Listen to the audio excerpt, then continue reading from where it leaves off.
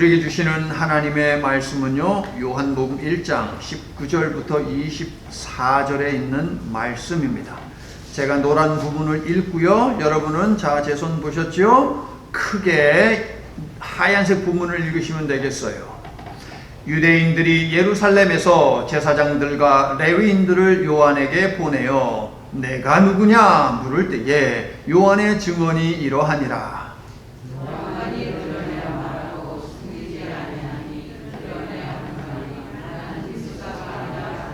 또 묻되 그러면 누구냐? 네가 엘리야냐? 이르되 나는 아니라. 또 묻되 네가 선지자냐? 대답하되 아니라. 또 말하되 누구냐? 우리를 보내는 이에게 대답하니라. 너는 내게 말하고 싶으냐? 이르되 나는 선지자 이사야의 말과 같이 주의 길을 곧게 하라고 광야에서 외치는 자의 소리로라 하니라. 아멘. 한 헌신적인 교인이 죽었습니다. 죽어서 천국문 앞에 도달했습니다. 그런데 천국문 앞에 사인이 하나 있습니다. 입장료 1,000원. 그런데 호주머니를 아무리 뒤져봐도 돈이 없습니다. 그때 저기서 베드로 사도가 보이는 거예요. 베드로 사도에게 이야기합니다. 안녕하세요 선생님. 저는 저기 한국 사람인데요. 제가 천국에 올 때에 돈을 죽을 때 챙기지 못해가지고 못 가지고 왔습니다. 이거 어떻게 하면 좋겠습니까? 라고 이야기했습니다. 베드로 사도가 이야기합니다. 네가 세상에 살면서 했던 그 일들을 이야기해봐. 그러면 그때마다 이 돈이 이렇게 까진다니까. 제가요 지난 35년 동안 교회를 다녔습니다. 그래 잘했다. 자 이제 1원. 제가요 지난 15년 동안은 단 한 주도 빠지지 않고 열심히 제가 예배에 참석했습니다. 잘했어. 2원. 제가요 11조 한 번도 떼먹은 적이 없습니다. 그래 3원. 그렇게 해서 이 교인은 자기가 세상 살면서 했던 일을 갖다가 하나 둘씩 베드로 사도에게 이야기를 해 나가기 시작했습니다. 교회 건축할 때 제가 건축 헌금도 했습니다. 교사도 했습니다. 재정부를 맡아서 재정 부정으로 제가 또 이렇게 섬기기도 했습니다. 제가 또 신앙하고는 상관없이 제가 별개로 또 이렇게 후원하는 그런 일도 여러 차례 했습니다. 계속해서 1,000원에서 계속 돈이 까여집니다. 그런데 이 사람이 아무리 이야기해도 돈이 줄어들지가 않는 거예요. 그래서 했던 걸 다시 또 하기 시작하는 거예요. 베드로 사도가 그거 놓치지 않죠. 야, 너 그거 얘기했잖아. 하다 안 되니까 이 사람이 세상 살면서 보니까 사람들이 저한테 베드로 사도님 같다는 이야기도 했습니다. 이 이야기까지 하는 거예요. 그래? 오케이 봐줄게. 또 이건 마이너스. 그런데 아무리 대봐도 19원밖에 채우지를 못했습니다. 생각해보니까 1,000원을 채울 수가 없는 거예요. 여러분 같으면 1,000원 채울 수 있어요 없어요? 채울 수 있어요 여러분은. 왜? 제가 비결을 알려드릴 거거든. 그래서 이 사람이 투덜거리면서 하나님의 은혜가 아니면 그렇다면 이 천국에 들어올 수 있는 사람이 어디 있습니까? 라고 베드로 사도에게 따졌습니다. 그때 베드로 사도가 하는 말, 이제 됐다. 네가 갚아야 하는 981원 어치를 하나님의 은혜가 갚았어. 이제 천국으로 들어가 라고 이야기했답니다 여러분. 자, 천국은요 우리가 세상 살면서 했던 어떤 행위를 가지고 가는 것이 아니지요. 오직 하나님의 은혜로 우리가 천국에 들어가는 줄로 믿습니다. 그러므로 베드로 사도가 혹시라도 여러분에게 천국 갔을 때 천국 문 앞에서 입장료 1,000원 간판 붙여놓고 여러분들에게 너 세상에서 뭐 했어? 라고 묻는다면 뭐 한 것 이런 거 얘기하지 마세요. 오직 하나님의 은혜로 제가 여기에 왔습니다. 할렐루야. 은혜 위에 은혜로라. 더 좋은 은혜를 하나님께서 우리에게 주셨다. 지난주 말씀을 들었지요. 지난 한 주간 살아가면서 더 좋은, 세상에서 이보다 더 좋을 수 없는 하나님의 은혜를 여러분 가슴속에 담으며 살았습니까? 사도 요한은요 1장 1절부터 18절에서 예수님의 메시아 되심을 신학적으로 진술하는데 더 좋은 은혜를 주시기 위해서 창조주가 육신을 입고 오셨다라고 하는 성육신 사건을 1절부터 18절 말씀을 통해서 강조했습니다. 그러니까 사도 요한의 신학적 진술의 핵심이 무엇이냐면 따라해 보세요. 성육신 사건이 사도 요한이 강조하는 포인트예요, 여러분. 자, 이어서 이제 19절부터 51절에서 사도 요한은 이야기를 지속하는데 여기에서는 예수님이 왜 메시아인지에 관한 역사적인 진술을 하게 됩니다. 사도 요한은 신학적 진술에서도 증인들을 세우지 않았습니까? 역사적 진술을 할 때에도 역시 증인들을 세우는데 그들이 누구냐? 세례 요한이 다시 한번 등장을 하고요. 그런데 세례 요한이 말하는 그 내용을 들여다보면 엘리야도 등장하고 그 선지자도 등장하는데 이들 역시 역사적 진술, 예수님이 왜 메시아인가라고 하는 것에 대한 증거를 대는 증인들이 되겠습니다. 자, 19절하고 24절을 종합해서 따져보면 세례 요한에게 질문한 자들은 제사장들과 레위인들이죠. 그런데 이들은 예루살렘에서 파송된 바리새인들이 보낸 자들입니다. 자, 예루살렘은 어떤 곳입니까? 하나님의 성전이 있는 거룩한 지역이지요, 예루살렘. 그러면 다른 지역에 있는 사람들은 몰라도 적어도 예루살렘에 사는 사람들만큼은 예수님이 메시아인지 알아보아야 하는 것 아닙니까? 예루살렘에 살고 있는 다른 사람들은 제쳐두더라도 종교 지도자들만큼은 예수님을 보고 메시아인 줄 알았어야 하는 것이 마땅한 것이 아닙니까, 여러분? 하지만 예루살렘의 제사장과 레위인들을 비롯한 종교 지도자들은 메시아를 알아보지 못했고 영접하지도 않았습니다. 자, 오늘 본문이 말하는 예루살렘은요, 서울, 뉴욕, 사우스캐롤라이나 이렇게 이야기하듯이 지명을 이야기하기보다는 예루살렘은 무엇이냐? 그곳에 있는 유대인 최고 법정인 산헤드린 공회라고 볼 수 있어요. 혹은 산헤드린 공회에 속한 유대주의 종교 지도자들이라고 볼 수 있습니다. 그러니까 막강한 힘을 가지고 있는 곳 혹은 막강한 힘을 가지고 있는 사람들이 바로 예루살렘인 것이에요, 여러분. 자, 산헤드린 공회, 그 법정은 제사장들과 레위인들을 선별해서 조사단을 만듭니다. 그리고 세례 요한에게 보내는데 당연히 똑똑한 사람들로만 뽑았겠죠. 말 잘하는 사람들로만 뽑았겠죠. 자, 그러면 이들을 왜 세례 요한에게 보내는 것입니까? 이유는 사람들이 세례 요한을 메시아로 생각하고 있기 때문입니다. 그만큼 세례 요한의 인기가 대단했기 때문이에요.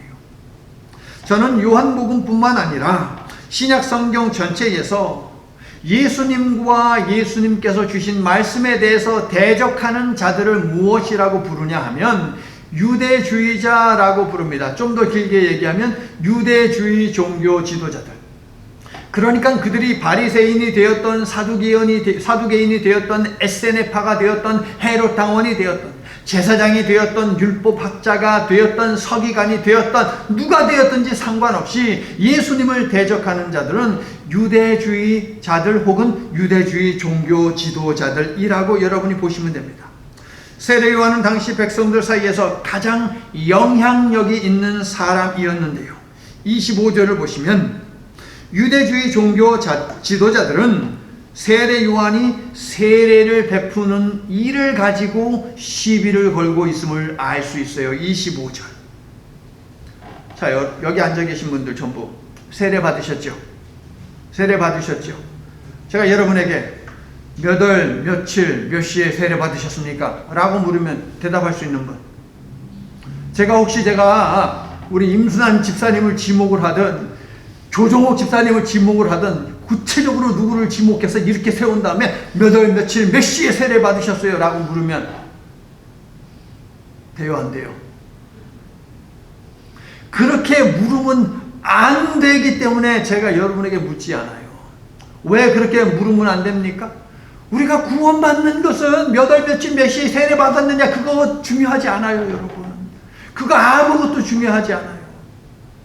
우리가 예수님을 믿느냐 믿지 않느냐 이것이 중요한 것이죠. 누구라도 여러분 찾아와서 몇 월 며칠 몇 시에 세례 받았습니까? 몇 월 며칠 몇 시에 구원 받았습니까? 라고 묻는다면 그 사람은 10중 8구 뭐예요? 구원파예요, 구원파. 그러므로 그런 질문을 하는 사람이 있으면 1도 말을 섞지 마시기를 바랍니다, 여러분. 자, 세례는 무엇입니까? 이거는 알아야죠. 우리가 세례를 언제 받았는지는 모르지만 세례가 무엇인지는 알아야 하잖아요. 누가 한번 지목을 해서 제가 여쭤보면 심장이 쿵쾅쿵쾅 뛰겠죠, 여러분. 세례가 무엇입니까? 세례 요한에 관한 마태복음 3장 보도에 따르면 세례 요한은 2절 회개하라 천국이 가까웠느니라고 선포를 했고요. 세례 요한에게 온 사람들은 6절을 보면 자기들의 죄를 자복하고 요단강에서 세례를 받았다고 되어 있습니다. 즉 세례는 회개하고 자복하고 회개하는 것하고 관계가 되어 있네요. 세례는 죄에 대한 회개와 관계가 되어 있음을 알 수 있어요. 그런데 누가복음 3장 3절은 더 명료하고 깔끔하게 세례의 의미를 우리들에게 알려줍니다. 죄 사함을 받게 하는 회개의 세례. 세례가 뭔지 이제 아시겠죠? 자, 4개의 복음서들 가운데 가장 먼저 기록된 복음서는 마가복음이죠. 자, 마가복음은요 1장 4절과 5절에서 이렇게 이야기를 해요. 세례 요한이 광야에 이르러 죄 사함을 받게 하는 회개의 세례를 전파하니 온 유대 지방과 예루살렘 사람이 다 나아가 자기 죄를 자복하고 요단강에서 그에게 세례를 받더라. 회개는 무엇이에요? 세례는 무엇이에요? 죄 사함을 받게 하는 회개의 의식이라는 것이에요. 죄 사함을 받게 하는 의식, 회개에 이르게 해서 죄 사함을 받게 하는 의식이 바로 세례인 것이죠. 그런데 죄와 더러움을 씻는 세례는 스가랴서 13장 1절에 예언된 메시아 사역에 대한 표식입니다, 여러분. 스가랴가 세례에 관해서 예언을 했어요. 죄 사함을 하는 의식. 세례 요한은 죄를 씻는 세례를 베풀며 성령과 불로 세례를 베풀어 죄를 사하여 주실 메시아를 준비하고 있습니다. 물 세례를 베풀어 사람들의 죄를 씻어 주면서 성령과 불로 세례를 하실 그 메시아를 준비하고 있다고요, 여러분. 자, 그렇다면 세례 요한의 세례 행위를 문제 삼아 시비를 건 바리새인들에게, 유대인들에게, 유대주의자들에게 세례는 무엇입니까, 여러분? 도대체 그들에게 세례가 뭐길래 떼거지처럼 몰려와서 요한에게 세례 문제를 가지고 논쟁하며 시비를 거는 것입니까? 유대인들도 세례를 베풀었습니까? 예, 세례를 베풀었습니다. 언제요? 다른 종교에 있는 사람들이 유대교로 들어올 때에 개종의식 차원에서 세례를 베풀었습니다. 누가 세례를 베풀 수 있어요? 제사장만이 거행할 수 있습니다. 자, 물론 여기서 제사장이란 사내들인 법정이 인정하는 제사장이겠죠. 세례 요한은 제사장입니까? 아닙니까? 제사장입니다. 그의 아버지가 제사장 아니었습니까? 사가랴. 자, 그런데 사내들인 공회는 세례 요한의 세례 의식을 인정하지 않습니다. 그래서 네가 무슨 자격으로 세례를 주냐라고 떼거지로 몰려와서 시비를 걸었지요. 자, 유대인들에게 세례는 이방인들이 유대교로 개종할 때에 베푸는 의식이라고 했어요. 그러면 유대인들에게 세례 요한이 자기를 찾아오는 유대인들에게 지금 세례를 베풀고 있습니다. 그러면 유대인들 입장에서는 세례 요한이 자기들을 뭐라고 생각하는 거예요? 이방인이라고 지금 생각하는 거예요. 자기들을 이방인 취급하는 거예요. 그래서 기분이 나빴습니다. 유대주의자들이 구원을 위해 그어놓은 여러 경계선들이 있다고 제가 말씀을 드렸죠. 그들은 자기들만이 아브라함의 후손으로 선택되었으며 구원받은 백성임을 자부하며 살고 있는데 그러한 자신들을 향해서 이방인이라고 그렇게 취급하며 지금 세례를 베풀고 있어요. 그래서 화가 났습니다. 게다가 우리가 살펴보았듯이, 다른 복음서에서 살펴보았듯이 세례 요한이 베푸는 물 세례는 어떤 의미예요? 죄 사함을 받게 하는 회개의 세례였습니다. 즉 죄를 사해 주는 의식이 세례 요한이 베푸는 물 세례였다는 것이죠. 그러므로 유대주의자들은 자신들을 죄인 취급하는 이 세례 요한이 못마땅했던 것입니다. 나아가서 죄사함의 의식은 그들의 입장에서는 오직 성전에서만 행할 수 있는데, 아니 강가에서 이것을 행하고 있다는 것이지요. 성전에서만 베풀 수 있는 세례를 강가에서 아무렇지 않게 베푼다? 이것은 유대주의자들의 입장에서는 무엇입니까? 성전을 모독하는 행위예요. 그래서 참을 수 없었습니다. 한 걸음 더 나아가서 세례 요한의 물 세례는 유대 종교 지도자들에게 실질적인 피해를 주었고요. 이것이 진짜 이유예요. 세례 요한에게 조사단을 파견한 진짜 이유는 그들의 실질적인 이익에, 돈을 버는 그 일에 차질을 주었기 때문이에요. 세례 요한에게 죄 씻음의 의식을 받기 위해 몰려오는 사람들, 그들의 손에 무엇이 있습니까? 그들이 짐승을 가지고 왔습니까? 돈을 가지고 왔습니까? 아니요, 그냥 왔어요. 그냥 와서 강가에서 물에 들어갔다 나오면 죄를 씻어주는 그런 의식을 베풀어요. 그런데 성전에서 제사를 통해서 죄를 씻는 의식을 거행하기 위해서는 죄 씻음 받기 원하는 사람들이 뭘 가져가야 돼요? 희생 제물을 가져가야 되잖아요. 그런데 희생 제물을 정성껏 돌보았습니다. 왜? 흠이 있으면 안 돼요. 점이 있으면 안 돼요. 정성껏 돌보았는데, 그래서 성전에 가지고 왔더니 그것을 갖다가 또 검사를 하는 사람들이 있어요.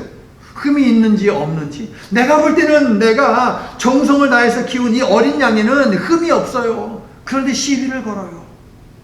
이거 흠이 있어서 안 돼. 너 여기 이거 보여? 여기 점 있지? 이거 못 드려, 하나님 앞에. 그러면 저 먼 데서 며칠을 걸려서 이 예루살렘에서 제사를 위해서, 오직 제사를 위해서 온 그 사람들은 다시 돌아가야 됩니까? 어쩔 수 없죠. 울며 겨자 먹기식으로 그 짐승을 팔고, 얘네들이 다 검사했다고, 검증했다고 하는 그 짐승을 돈 주고 살 수밖에 없어요. 엄청난 돈을 지불하고 말입니다. 그리고 성전에 바치는 제물, 성전에 바치는 성전세, 이것을 로마 돈으로 낼 수가 없어요, 여러분. 성전에 바칠 수 있는 돈은 따로 있습니다. 그래서 환전을 하는 거예요. 유통되는 돈은 로마 돈인데, 달러를 우리가 일상에서 사용하는데 갑작스럽게 한국 한국에서 이런 원 쓰잖아요. 그걸로 바꾸래요. 그런데 환율을 갖다가 그 자리에서 조작을 해가지고 엄청난 이윤을 갖다가 남기지 않았습니까, 여러분? 이 모든 죄악에 대해서 유대주의 종교 지도자들은 뒷돈을 받고 눈 감아 주었습니다. 이것이 19절 유대주의 종교 지도자들이 세례 요한에게 자신의 하수인들을 보내는 이유예요, 여러분. 호주머니가 가벼워지게 생겼거든요. 아니, 지금 가벼워지고 있거든요. 저놈의 세례 요한 때문에. 자, 정리하면 유대주의자들에게 세례란 무엇이냐? 유대인이 되기 위한 개종 절차였는데 세례 요한이 죄 씻음의 의식으로 새롭게 해석을 했습니다. 유대주의 종교 지도자들은 명목상으로는 자기들을 이방인 취급하고 죄인 취급하는 것이 기분 나빠서 세례 요한을 찾아왔고, 세례 요한에게 네가 무슨 자격으로 세례를 주느냐라고 따졌지만, 실질적인 이유는 무엇이에요? 돈벌이가 떨어졌다는 것이었어요. 그래서 돈벌이를 막는 요한을 제지하고 제거하기 위해서 조사단을 파견한 것입니다. 성도 여러분, 여러분은 예수님을 왜 믿습니까? 돈 잘 벌기 위해서 믿습니까? 질병에 안 걸리기 위해서 믿습니까? 자녀의 성공을 위해서 믿습니까? 사고를 피하기 위해서 믿습니까? 지금 열관 이 모든 것들은 사람들이 무당을 찾는 이유예요, 여러분. 우리가 예수님을 믿는 이유는 오직 하나, 구원입니다. 아멘이세요? 나를 구원해 주신 하나님의 은혜가 너무도 감사해서 우리는 예수님을 믿습니다. 구원받은 백성이 반드시 해야 하는 제1순위는 예배이기 때문에 이처럼 예배를 드리고 있습니다. 때로는 삶이 고단하고 실패도 있고 절망도 있고 슬픔도 있지만 예수님을 믿는 우리에게는 영생의 문을 열어주셨기 때문에 우리는 하나님 나라에 대한 소망을 품으며 믿음의 사람으로 살아가는 줄로 믿습니다. 그러므로 광야 시험을 이기신 예수님처럼 물질과 명예와 권력 등의 세상적 성공하고 여러분에게 주신 은혜로 주신 그 믿음을 바꾸지 않는 믿음의 사람으로 당당히 살아가시기를 예수 그리스도의 이름으로 축원합니다. 자, 세례 요한을 찾아온 사람들이 따지며 묻습니다. 수, 티스, 에이, 너는 누구냐? 세례 요한을 찾아온 자들은 그냥 오지 않지요. 모여가지고 회의를 하고 어떻게 하면 저 세례 요한을 꼼짝 못하게 만들까? 어떻게 그냥 족쇄를 치워가지고 감옥에 집어넣을까? 어떻게 저자를 처단할 수 있을까? 머리를 맞대고 논의했지요. 자, 제가 요한복음에서 유명한 그 7개의 구절을 여러분에게 말씀드릴 텐데 공통점을 한번 찾아보세요. 나는 생명의 떡이다. 나는 세상의 빛이다. 나는 양의 문이다. 나는 선한 목자이다. 나는 부활이요 생명이다. 나는 길이요 진리요 생명이다. 나는 참 포도나무이다. 공통적인 게 뭐예요? 공통적인 거 두 글자 있었죠. 뭐죠? 나는 이다. 어떻게 하셨어요? 신통하네. 나는 이다. 이것이 공통점 맞아요. 자, 영어로 하면 I am 이라고 할 수 있겠죠.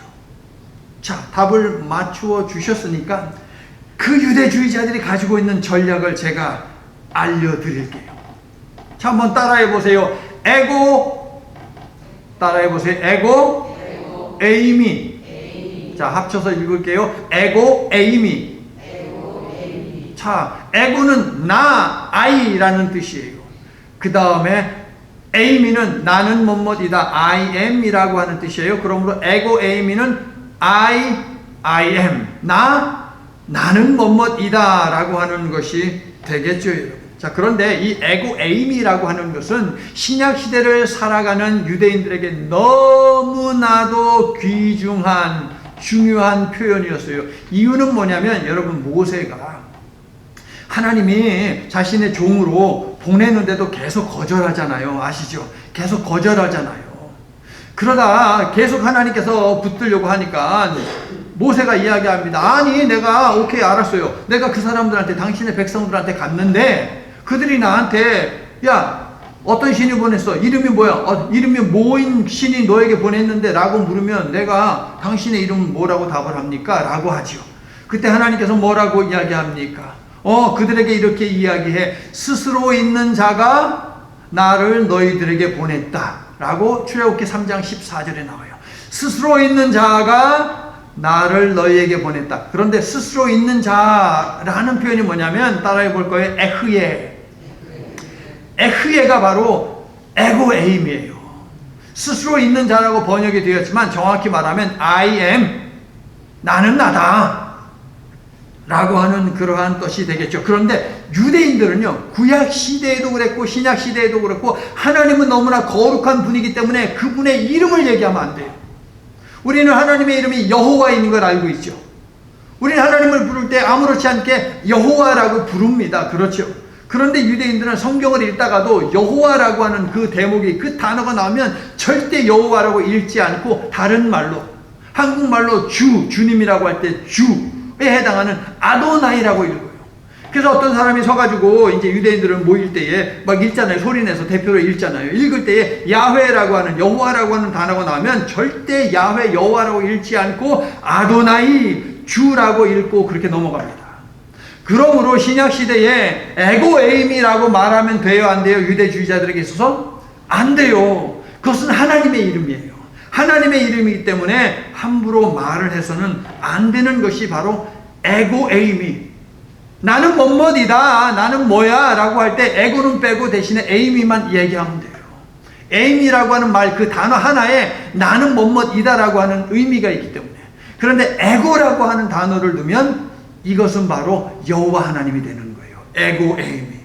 그래서 그 어느 누구도 에고 에이미라고 답을 하면 안 돼요. 그런데 이 유대주의자들이 보낸 조사단은 세례 요한에게 이제 질문을 하는데 에고 에이미라고 답을 하도록 유도하는 그런 질문을 한다는 것이죠. 세례 요한은요, 말씀드렸다시피 당시에 영향력이 가장 센 사람이었습니다. 예수님은 자신에게 올무를 씌우려고 하는 자들에게 세례 요한의 이름을 언급하며 이야기했죠.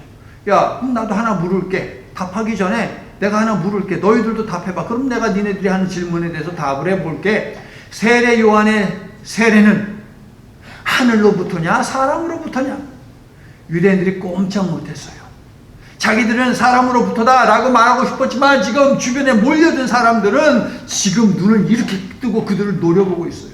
만약에 사람들로부터다 라고 하면 이들이 일어나서 돌로 칠 거예요. 그만큼 세례 요한의 인기가 대단했습니다. 여러분. 누가복음 3장 15절을 보면 온 백성이 세례 요한을 그들이 고대하는 메시아로 그렇게 믿고 있습니다. 여러분. 그 정도로 인기가 대단했어요. 그를 엘리야와 이사야 그리고 모세와 견준 사람들도 많았습니다. 유대주의 종교 지도자들도 그렇게 세례 요한에게 물었지만 세례 요한은 결코 여호와를 지칭하는 에고 에이미라고 말하지 않습니다. 올무에 걸리지 않은 것이고 교만하지 않은 것이죠. 세례 요한은 자신이 누구인지 확실히 알았습니다. 그는 자신의 정체성을 구체적인 말씀을 토대로 해서 확립한 사람이기 때문에 그들의 올무에 계략에 모략에 넘어가지 않았습니다.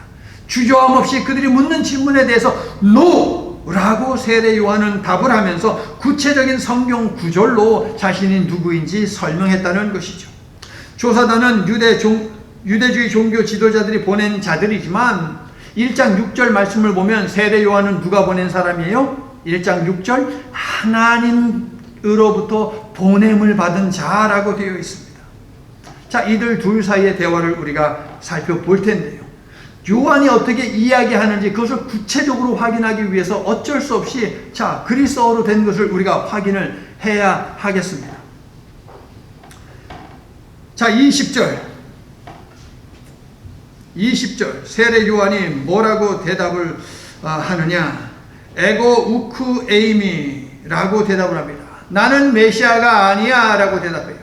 자, 에고 에이미라고 하는 것은 여호와 하나님을 지칭하는 것이라 그랬잖아요. 그런데 부정어를 집어넣어요. 우크, 에고 우크 에이미라고 말합니다. I am not.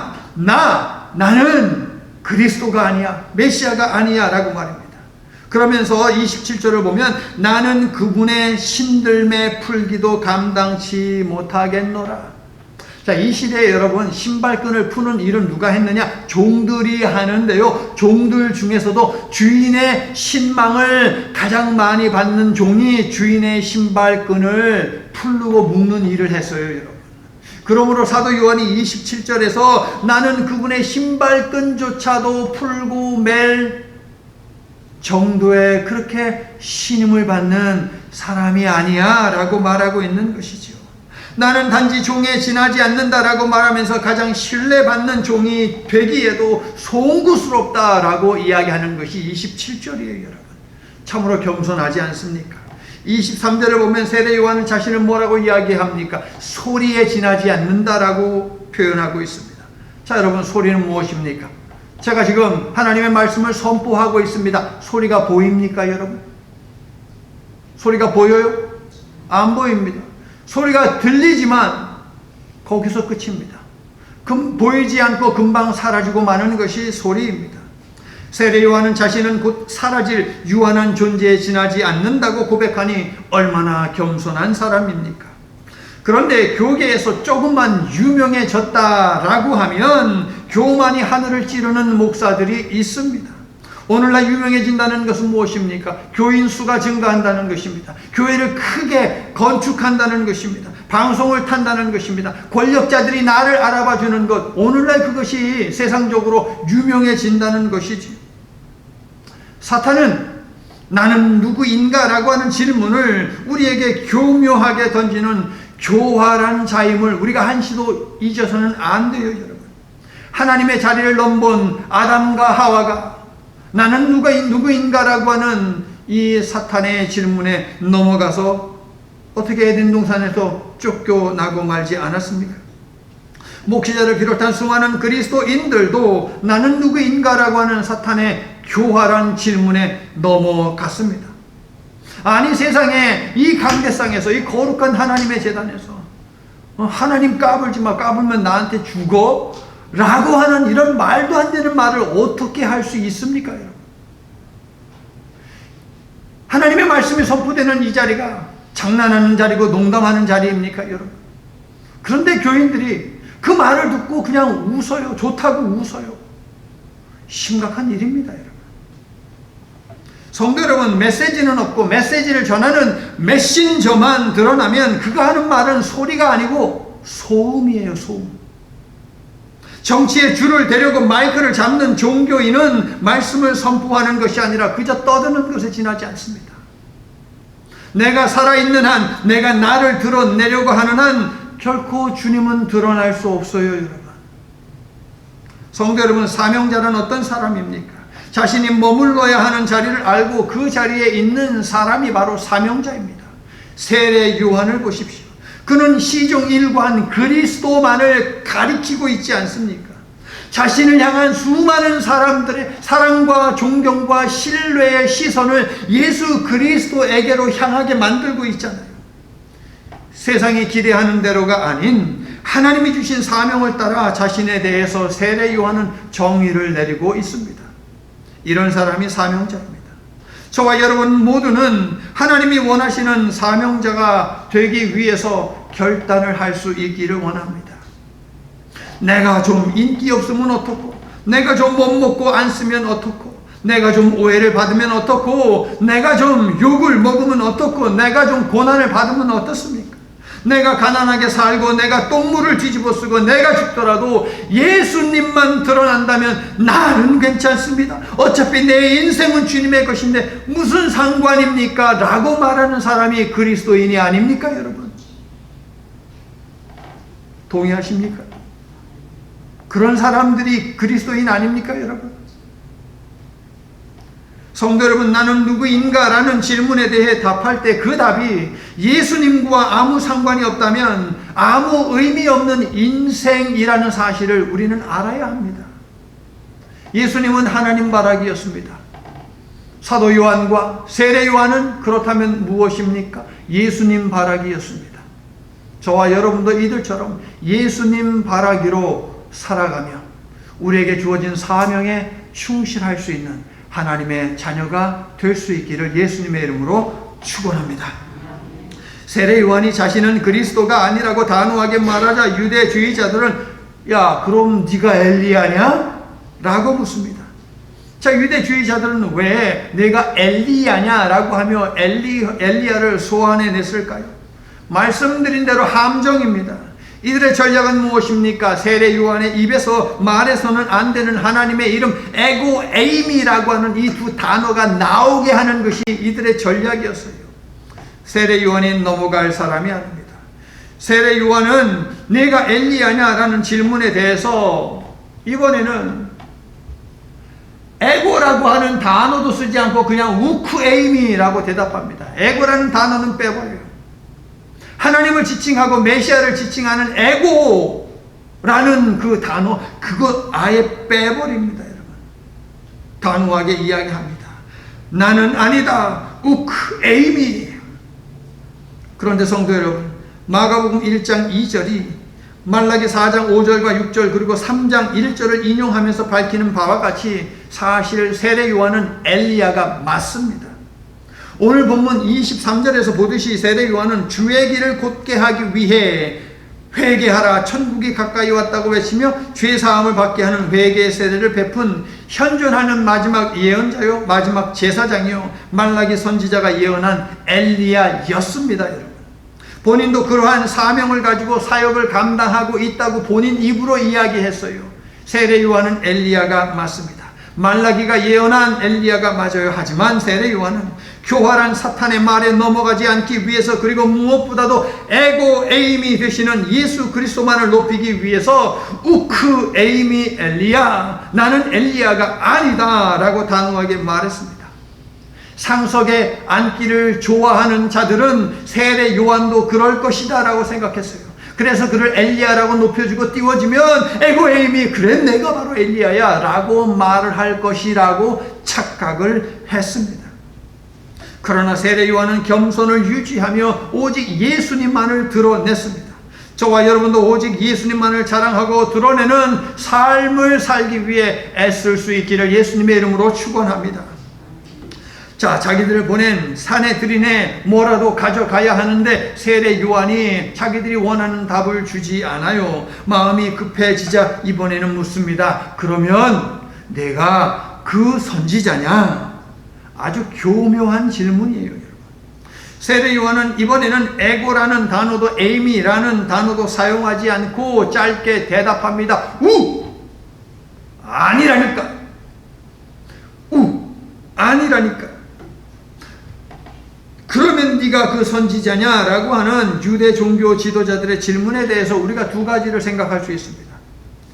유대인의 선생이라는 랍비들은 자기 나름대로 구약의 예언자들 가운데 롤 모델을 정해서 그들의 삶을 표방하고 마치 그들이 이사야인 것처럼 엘리야인 것처럼 스가랴인 것처럼 말라기인 것처럼 그렇게 행동하며 살았고, 그렇게 그들의 가르침 속에서 강조를 했었지요. 그러면 세례 요한도 당대 사람들이 존경하는 사람이 아니겠습니까? 그가 분명히 롤 모델로 삼은 예언자들이 있습니다. 그런데 유대주의 종교 지도자들은 세례 요한이 자꾸 아니라고 하니까 그냥 막연하게 이야기하되, 하지만 the prophet, 그러면 네가 그 예언자냐 그 선지자냐 라고 그렇게 교묘하게 묻는 것이에요.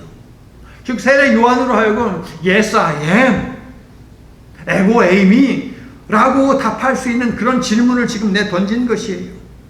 게다가 세례 요한은 자신을 이사야 40장 3절에서 예언한 광야에서 외치는 소리라고 믿으며 사역을 감당하고 있잖아요. 말라기 3장 1절의 말씀처럼 그는 살고 있잖아요. 그러므로 에고 에이미라고 답을 할 수 있습니다. 하지만 에고 에이미는 오직 예수님 한 분뿐이기에 사도 요한은 아니라니까 라고 답을 했습니다. 참으로 교묘하지요, 이들. 그러면 네가 그 선지자냐 라고 하는 질문은 두 번째로 모세를 염두한 질문입니다. 엘리야보다도 더 위대한 민족의 영웅 모세는 신명기 18장 15절에서 전통적으로 메시아에 대한 예언의 말씀으로 받아들여지는 이야기를 했습니다. 내 하나님 여호와께서 너희 가운데 내 형제 중에서 너를 위하여 나와 같은 선지자 하나를 일으키시리니 너희는 그의 말을 들을지니라. 메시아에 대한 예언은 전통적으로 원복음이라고 불리는 창세기 3장 15절뿐 아니라 모세의 때에도 주어졌다는 거예요. 예수님이 오시기 정말 한참 수천 년 전부터 메시아에 관한 이야기는 있어 왔다는 것이죠. 선포되어졌다는 것입니다. 제가 모든 역사는, 모든 이야기는, 모든 사건은 예수님에게로 향한다라고 하는 것을 계속 강조하죠. 그 부분을 생각해 보시기 바랍니다. 자, 사내들인 조사단은 내가 메시아를 내다본 위대한 지도자 모세냐라고 물은 것이에요. 그렇게 세례 요한을 띄워주고 높여주었지만 세례 요한은 더욱 단호하게 한 단어로 우크 하면 발음이 또 둘로 갈라지잖아요. 아주 짧게 아니라니까 라고 자신을 부정하며 오직 예수님만을 강하게 드러냈습니다.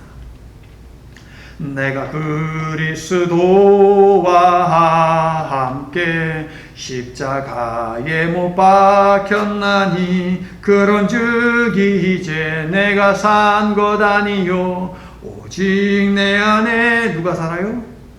예수께서 사신 것이라. 성도 여러분, 사도 바울은 예수님을 드러내기 위해서 날마다 나는 죽노라 라고 이야기했죠. 그런데 이런 사도 바울이 활동하기 전, 이미 그 전 세례 요한은 예수님을 드러내기 위해 광야의 목소리가 되기로 자처했고 이 사명을 다하기 위해 감옥에 갇히고 예수 복음이 선포된 이래로 최초의 순교자가 되어 하나님 나라로 가게 됩니다. 그렇습니다, 성도 여러분. 말씀이 중심에 있다면, 말씀이 우리의 중심을 붙든다면, 그래서 예수님께 집중할 수 있다면 세상의 박수에 대해서 우쭐대지 않을 것이고 권력자들의 추궁에 주눅 들지도 않음을 보시기를 바랍니다. 예수님은 무엇을 위해 여러분은 무엇을 위해 목소리를 높이고 있습니까? 그 목소리는 말씀을 기반으로 하고 있습니까? 여러분이 하루에 사용하는 언어 가운데 십자가 복음과 관계된 언어는 몇 %입니까? 여러분을 누구라고 하시겠습니까? 성도 여러분, 나는 누구인가? 라는 질문을 던지며 믿음의 사람을 넘어뜨리려는 사탄의 교활한 혀에 세례 요한이 넘어가지 않은 것은 세례 요한이 말씀을 성취하는 삶에 집중했기 때문입니다. 다시 말씀에 집중하는 삶을 살았기 때문에 사탄의 교묘한 혀에 그는 넘어가지 않았습니다. 말씀으로 중심을 삼고 자신이 누구인지에 대한 답을 갖는 것, 이것이 바로 세례 요한이 자신을 향한 사람들의 존경과 신뢰와 사랑의 시선을 예수님께로 향하게 할 수 있었던 비결이라는 말씀입니다. 그러므로 성도 여러분, 말씀으로 여러분 중심에 품으시기를 바랍니다.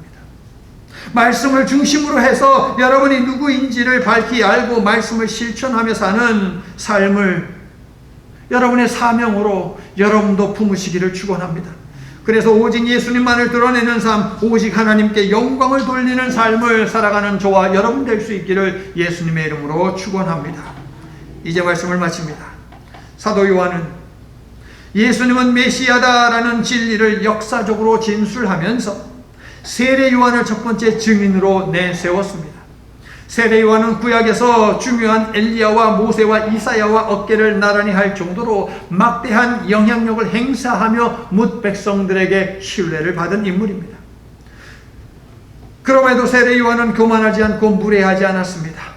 이러한 세례 요한을 증인으로 내세운다면 최고의 증인이 되겠지요.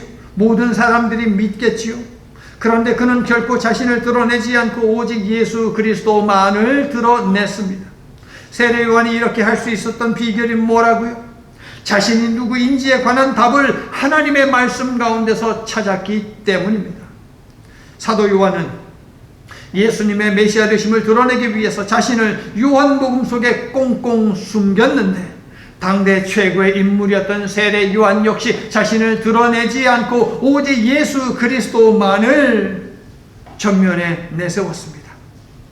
자신을 무대에서 끌어내리고 예수님만이 무대에서 빛을 보도록 했습니다. 세례 요한의 이러한 마음을 알았는지 사도 요한은 세례 요한의 탄생 이야기, 그가 유대주의자들에게 했던 말들, 심지어 세례 요한이 순교당한 사건까지 모두 생략해 버렸습니다. 오직 예수 그리스도만을 드러내기 위해서 말입니다. 성도 여러분, 우리의 삶도 이와 같아야 합니다. 세례 요한처럼 사도 요한처럼 시종 일관 예수 그리스도를 가리키고 예수 그리스도를 드러내는 삶을 살아야 합니다. 세례 요한은 너는 누구냐? 라는 질문이 떨어지기가 무섭게 이사야 40장 3절을 인용하며 나는 광야에서 외치는 소리다 라고 거침없이 답했습니다. 저에게 동일한 질문이 주어진다면 저는 출애굽기 1장 5절을 이야기할 것입니다. 그렇다면 여러분이 누구냐라고 묻는다면 성경 어느 말씀으로 답을 하시렵니까? 이번 한 주간 기도하면서 나는 누구인지 곰곰이 생각하며 말씀 속에서 그 답을 찾고 그 말씀을 여러분의 사명의 말씀으로 삼으시기를 바랍니다. 그러면 그 어떤 것에도 여러분은 흔들리지 않고 넘어지지 않게 될 것입니다. 나는 누구인지에 대한 답을 말씀 속에서 찾기 위해 고민하는 자마다 말씀을 찾는 은혜가 임하게 되기를 나사렛 예수 그리스도의 이름으로 간절히 축원합니다. 구약의 은혜를 대신해 더 좋은 은혜를 주셨고 날마다 더 좋은 은혜를 주시는 하나님, 오늘은 세례 요한을 만났습니다. 철저히 자신을 부정하며 오직 구원의 유일한 이름으로 주신 독생자 예수님만을 드러내는 세례 요한의 삶을 보았습니다. 이제 우리가 결단해야 할 시간입니다. 우리도 세례 요한처럼 오직 예수님만을 드러내는 삶을 살겠노라고 주님 앞에서 결단하오니 이 시간 이후의 삶 속에서 우리를 도와주시옵소서. 나는 누구인가 라는 답을 우리가 말씀 속에서 찾을 때에 너는 나를 누구라고 하느냐고 물으시는 예수님의 질문에 올바로 답할 수 있다고 오늘 우리에게 하나님께서 가르쳐 주셨지요. 그러므로 하나님, 오늘 우리에게 주신 말씀을 붙들고 한 주간 살면서 나는 누구인가에 대한 답을 찾기 위해 우리가 고민할 때에 말씀이 찾아지는 은혜를 주시옵소서. 그래서 세례 요한처럼 꿋꿋하게 오직 예수님만을 드러내는 예수님 바라기로 저희의 남은 삶을 살아내도록 축복해 주시옵소서. 예수님 이름으로 기도합니다. 아멘.